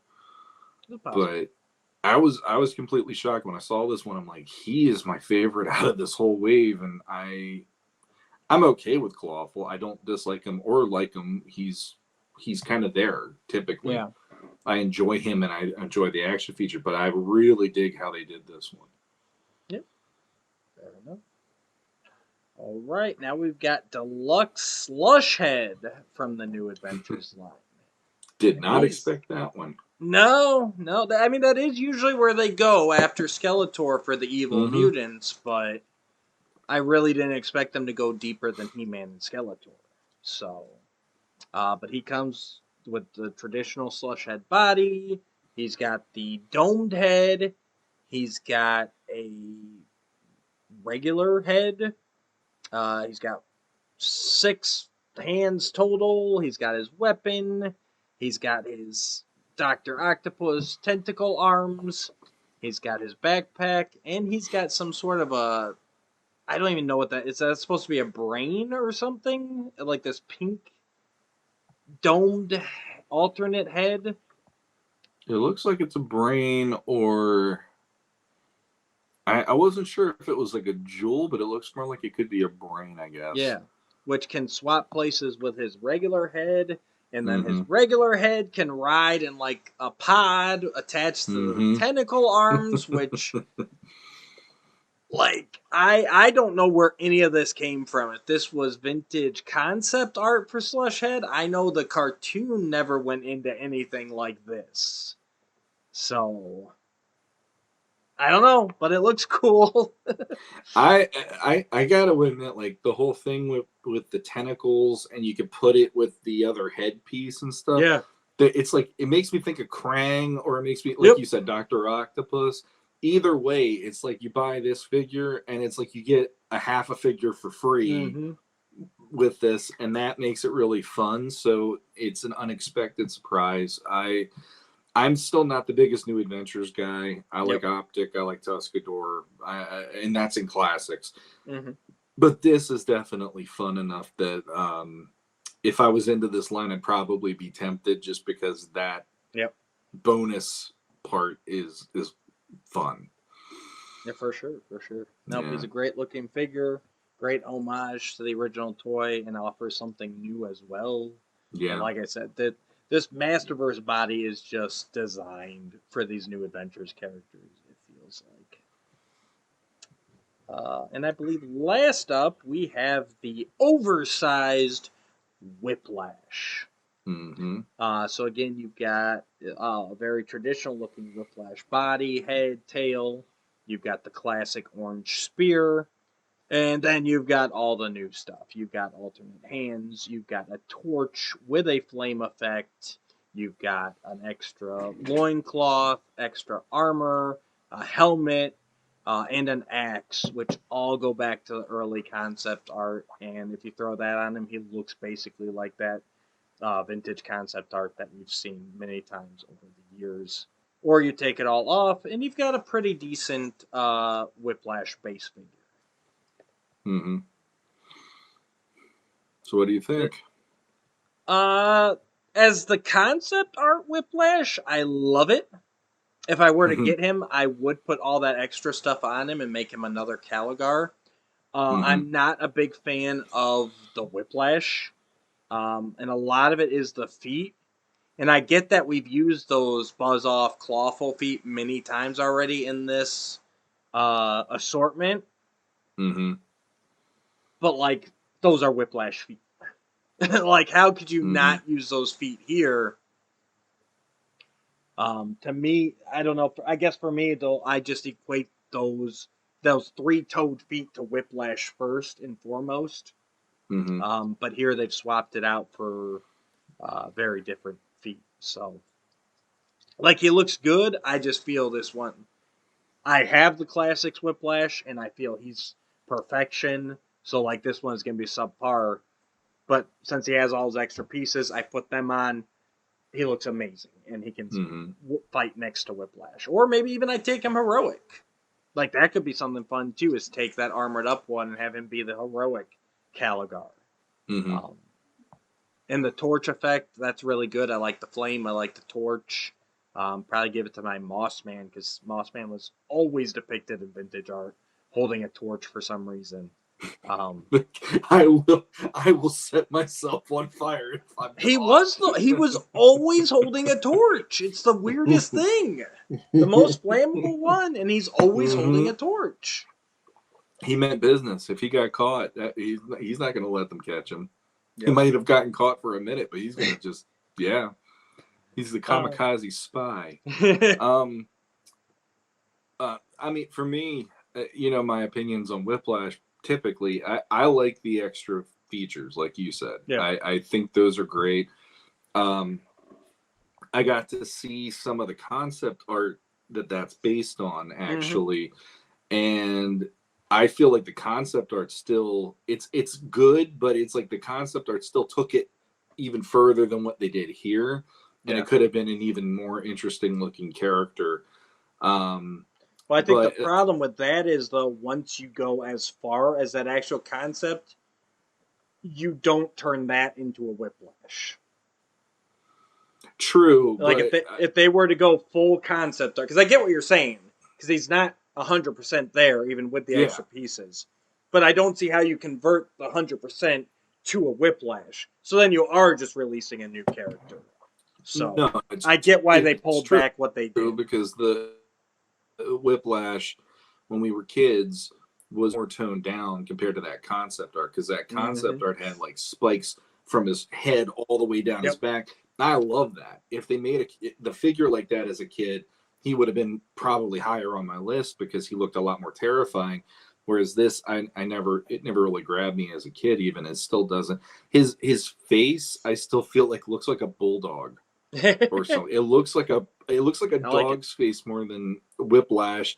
But so like if I got one, I would put the helmet on it, and that helmet would be staying on for the rest of his life. But I do like that the harness piece that they have too. There's something about that it works for me to make him even bigger, or at least wider, which I think is kind of cool. But other than that, like the torch, that would be a fun accessory. I don't know if I'd need it for him. I would probably give it to somebody else if I got one, just like you were saying. So, no, for sure. Lots of fun. All right, I think that is the end of our roundup. Thank you, Fwoosh, for supplying us with pictures. We appreciate it. Let's go ahead and take a break, and then we will be back, and I think we might go a little off-world. Stay tuned. We'll be right back. All right, guys, that's it for part 1 of 99.999. Stay tuned for part 2, coming your way very soon. Oh, come on.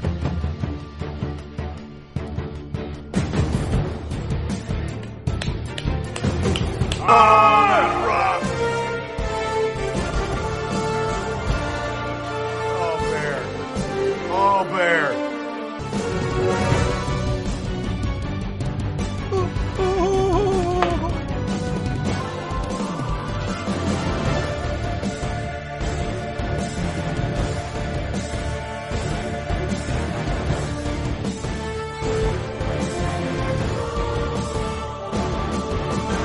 Oh!